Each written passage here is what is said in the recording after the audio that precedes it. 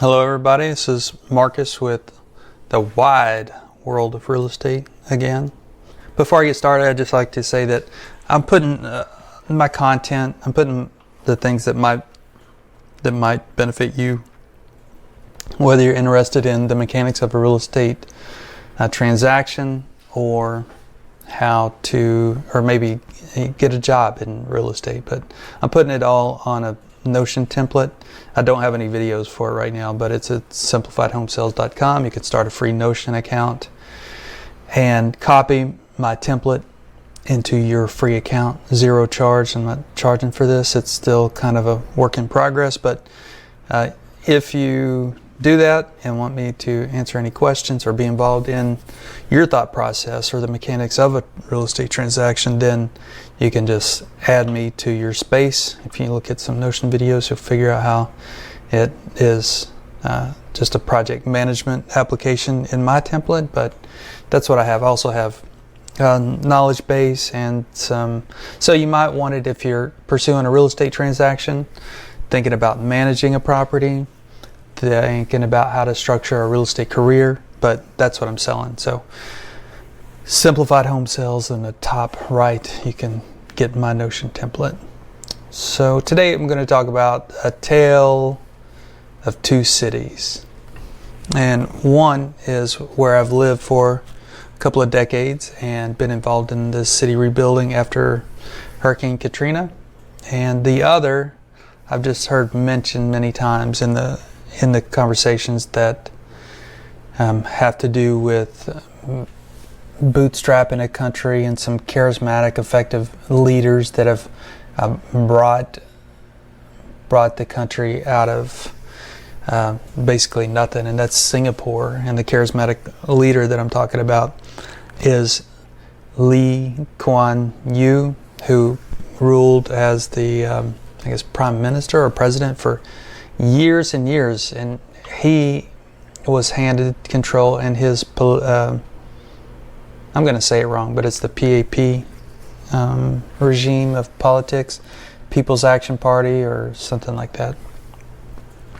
But they got it back from Britain around 63 and got sucked into being part of Malaysia, and then they got their independence. I'm just going to guess around 65, but he, not single-handedly, but through his leadership, brought this city nation back from nothing. It was, the British used it, I think, as a fishing village or some kind of small port, but now it's world class. And he did it by having a vision, and this is definitely coming out of me because we witnessed a reset event with Hurricane Katrina in 2005, August 29th, or 8th or 9th. But we had the opportunity and the funds to just remake the city, and over the years we suffered a slew of high-profile convictions, including the mayor in 2014 for corruption. But I'm putting this out there just because Singapore offers some sort of vision of what could have been. And I love New Orleans. I think the people are great. I'm not from this region, but I feel like the Katrina process allowed me to call the city my city and home. My children were born here. Man, if you're here in New Orleans more than 24 hours, you're going to experience the charm of the city. One of the main players in this region, this city, is the historical record. The Spanish Plaza, Jackson Square, and the Cabildo.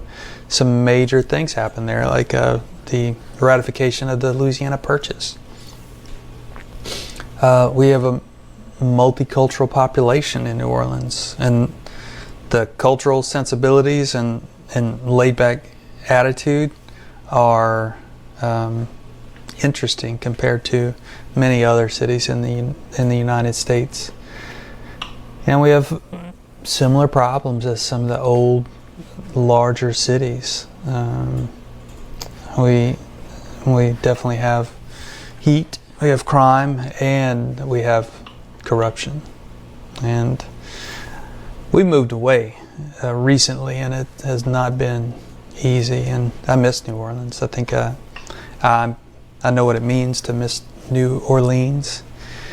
And we're still pondering the whys, but the truth is we're seeking better value for our lives, and feel like investing into a different geographic area with not the same problems would have more return on our effort and affection for an area. And I don't feel that way with New Orleans.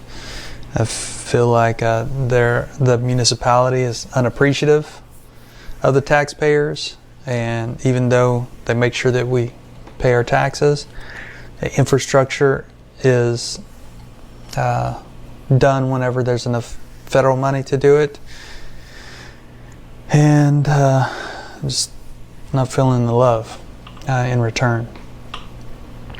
So we came back, we labored and rebuilt New Orleans, and since then we've evacuated and came back each time, just picking up the pieces and getting back to it.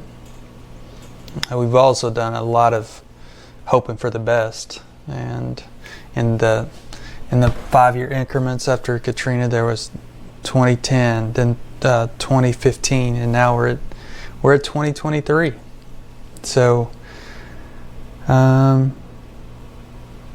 18 years, about to be 19 years since Katrina, if my math is right.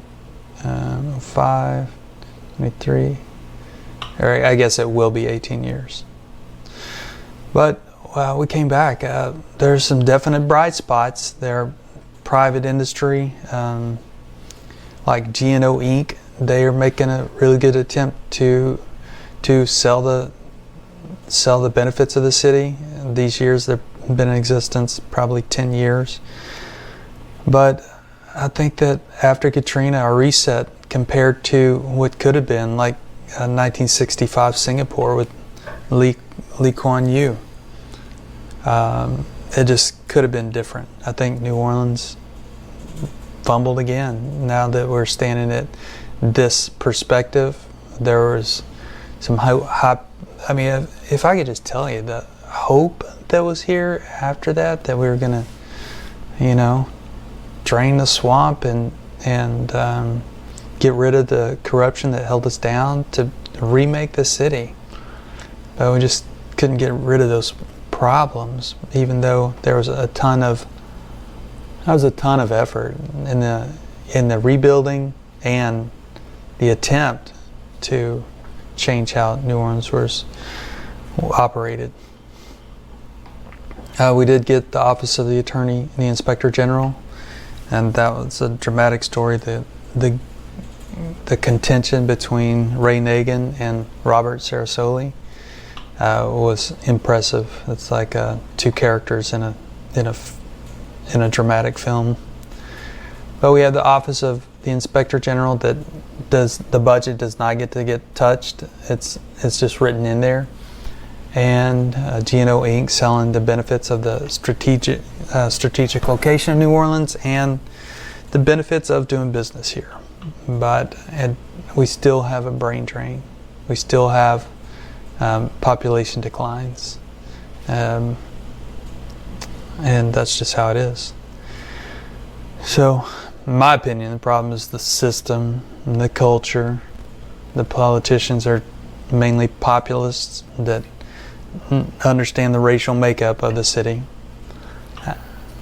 The voting bloc accepts below average education, and everybody's happy to stand on the levee drinking their mint juleps, and the elites of the city are happy with the status quo, and the people that are below poverty, they have just benign acceptance of what's going on. And I'll just tell you that there's a quote in a book, and I'm not going to say it directly or correctly, but it was Bill Zeckendorf. He was a Manhattan real estate developer, he had huge projects in New York, D.C., Colorado, and other parts that I'm not even. He even got to a sugar refinery in Louisiana. But he said, as the leaders of a city go, so goes the city. And I'd have to say that what we showed in the media with 5 or 6 or 7 high-profile convictions, and the current way the mayor's portraying herself as somebody that's a little vindictive with her use of budget money for travel and for using city perks that she may or may not have a legal entitlement to. But I just think that this is, compared to Singapore, I'll just say that New Orleans missed the mark, and because of their system, that we weren't prepared to change the system at all these years later. And everybody remembers Ray Nagin. It looks like he got out of jail, and he's still patting himself on the back for the good job that he does, receiving $8,800 from his corporate gig pension and $1,600 a month still. He was just very shameful race baiting on his second term with the Chocolate City stuff. And then he just got popped for extortion and bribery, accepting payments. There's a quote by Lee Kuan Yew that it's better to have. Here, I'll tell you in just a second. I'll find it. So something about shame and those Twitter comments. Feels like he's still pretty proud of himself. And I'm not gonna get it right now. All right.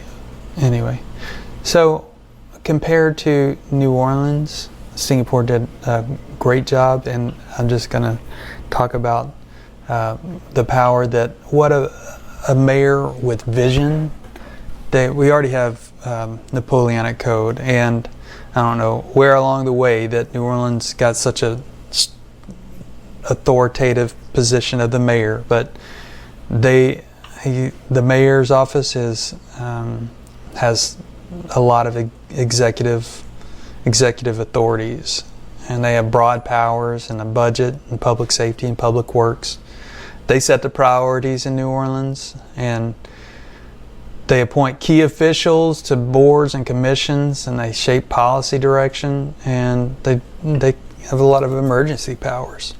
So I think that if somebody did have vision, then they could have and still can, but I guess I'll always root for New Orleans. But as I said, the current mayor's just looks like she's getting what she can get. That's how it looks. That's biased, but she's flying around the world, and we have basically moonscape style streets. She's using a city apartment for her own use. She was judged to have to reimburse the city for travel expenses that were beyond the norm, and she did. And then she fought off a recall attempt by the hopefuls, the Young Turks, trying to dislodge her. But she's in her second term. But how can you think about how to bring New Orleans to the next level if you're defending yourself always? And our previous mayor was Mitch Landrieu. He was the scion of a long political lineage that includes his sister and his father. And he's not in jail, but it looks like he's in charge of administering transportation funds or something in D.C. in an official capacity, and which is quite a joke if you can go on YouTube and find a video of New Orleans streets. And then there's Ray Nagin before Mitch Landrieu, who had 2 terms. And so after Katrina, he was accepting bribes and later judged to be guilty on 20 out of 21 counts, and that was wire fraud, conspiracy, money laundering, bribery, and he got sentenced to 10 years and 14. But just, is this what you want from a leader? Is this who we elected twice? Just listen to this. You can't, he said, we ask black people, it's time for us to come together, it's time for us to rebuild New Orleans, the one that should be a chocolate New Orleans. So that's a bunch of crap. I mean, it might feel good, that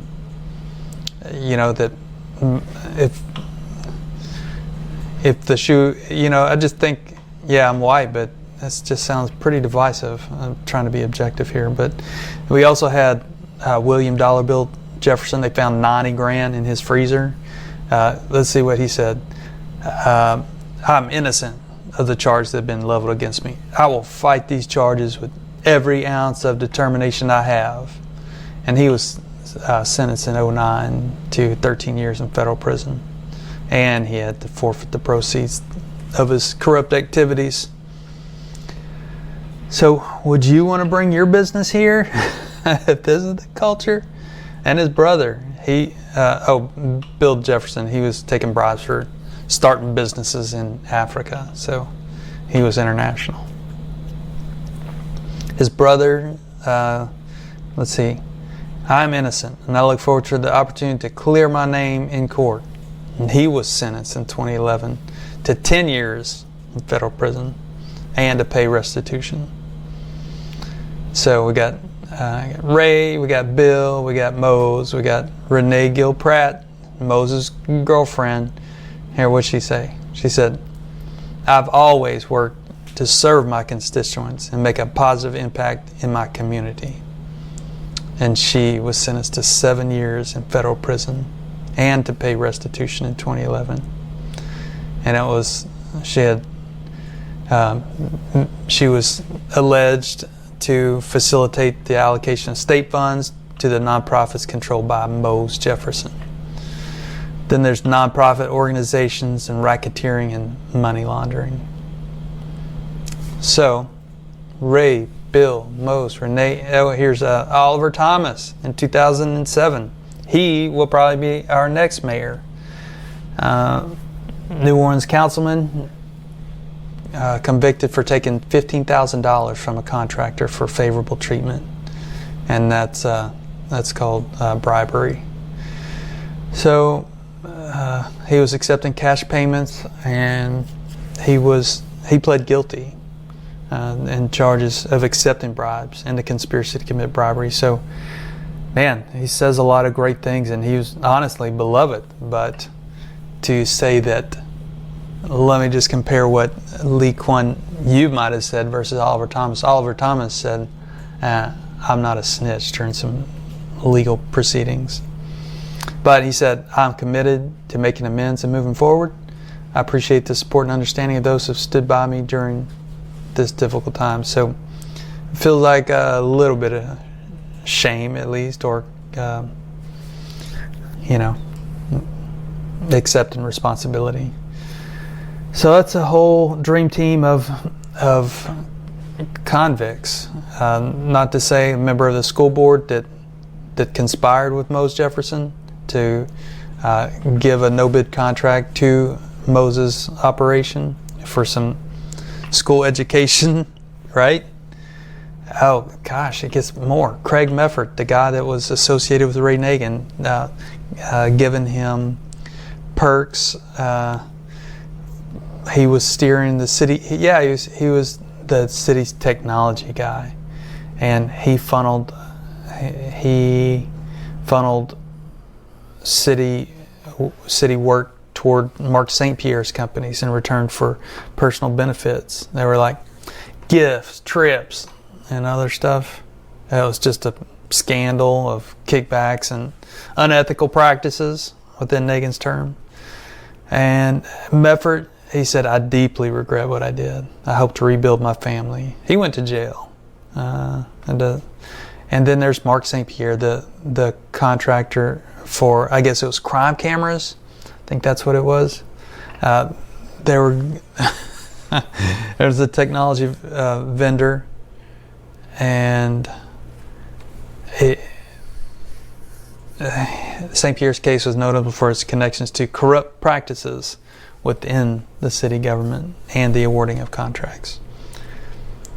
So this happens if you got somebody that's not being transparent. And what I'm saying is, New Orleans is similar in the fact that we got a heck of a port, even though they've let it slide to not even within the top 10 by tonnage in the United States. There is a huge opportunity to get things out of the Midwest onto the Mississippi and go to ports across the world. But just New Orleans, doing its old thing, has not figured out a way to partner with marine industry or industry in general in order to increase the shipping traffic. And Singapore did it. How'd they do it? Well, they became very transparent and very business friendly. And they had a legal system that was efficient and worked. The knock against Singapore is that there are limited human rights. You might remember 20 years ago, or even more, maybe 25 or 30 years ago, that the American got caught in Singapore and took some, they beat him with a cane as public display of how their stance on drugs was. I mean, you can't even chew gum or spit on a sidewalk. So Singapore gets accused of being a nanny state, but I'm not convinced that having those type of things influences what companies think about a country. But the guy Lee Kuan Yew, he was quite singular in pushing his agenda and his vision. But I think one of the main columns, the main pillars of growth and industry is a quote by the CEO of Transparency International. You can go and see those reports. But he said that leaders can fight corruption and promote peace all at once. And that governments must open up space to include the public in the decision making, from activists and business owners to the marginalized communities and young people. In democratic societies, the people can raise their voices to help root out corruption and demand a safer world for all of us. I think that the culture of New Orleans is to not be a snitch. Just by that brief comment that Oliver Thomas made during his litigation, is that he wasn't a snitch. And I believe he was just a part of the culture that he identifies with. And I think that's old New Orleans. And until the populace can not stand for corruption and understand the corrosive nature of it, then New Orleans is going to be in the same boat, and we're going to continue to decline until there's another threat that probably couldn't be forewarned right now, couldn't be foreseen.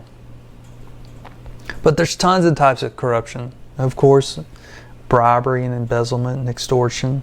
But there's also nepotism and cronyism. That's what's up in New Orleans. There's, of course, favoritism. That definitely goes on. And abuse of power, which is what the mayor's currently engaging in. If you hear anything about Lee Kuan Yew, is that his clothes were threadbare. He was a public servant, and he led the charge with the example that he made of himself. Meanwhile, New Orleans' powerful mayor is, in my view, somewhat of an embarrassment, and the fact that she's getting all these personal issues that take away from what New Orleans really needs to be considering, and that is creating a transparent government and to focus on the education. New Orleans poverty level is up around 20%, 20 people living below the poverty line, and that's compared with 11 to 12% in the nation, but it's still more than Singapore, which seems to have 20%. 10% living below the poverty line, and that leads to some of the corruption. To be honest with you, there's lack of oversight and those kind of political patronages. There's loyalty to certain individuals or groups that leads to nepotism and cronyism, and there's cultural factors. Some things are probably more acceptable or normal that leads to a higher tolerance for corruption. And we got civil servant issues as far as our garbage and firefighting and police issues. We've got big problems that the city has chosen to lean on the tax base a little more, since people are leaving, then the rest of the people have to pay more, right? That just makes sense. And we still got flood risk and less money coming into the coffers. We've kind of been beating the drum for the federal government to create storm protection for 18 years now. We got a brain drain here in New Orleans. We have economic inequality in New Orleans, and the list goes on. If we don't grow, if there's not an investment in the future in a way of transparency or education or making some zones more business friendly, it's just not going to happen. So let's turn our focus now to what Singapore has got going on. We talked about some of the leaders that have, their actions speak louder than any marketing campaign could have. But Singapore's got similar problems, meaning they're a port and they're going to be subject to sea level rise or climate issues. But they've got a multicultural thing going on with Indians, Pakistani, there's Malaysians, and people born in Singapore, Singaporeans. They got some of the same things, but in '65, the People's Action Party, if I'm getting it right, was similar to other areas that it got their independence, and it was often some group of socialist kind of revolutionaries, like in Cuba, and I don't know how if Singapore was violent. I don't think that it was violent, unless I'm totally off. So let me tell you about Lee Kuan Yew. Was one of a group of the People's Action Party, and he took a pragmatic approach. He spoke well. He was eloquent and persuasive. You can see him in the old black and white interviews with Western journalists, and the one that I saw was on YouTube. It was about regarding the Vietnam War. So he was a visionary, and he had a clear goal for Singapore to be a world power, and they were surrounded by 3 different nuclear nations, and how is he going to make this city-state a global power?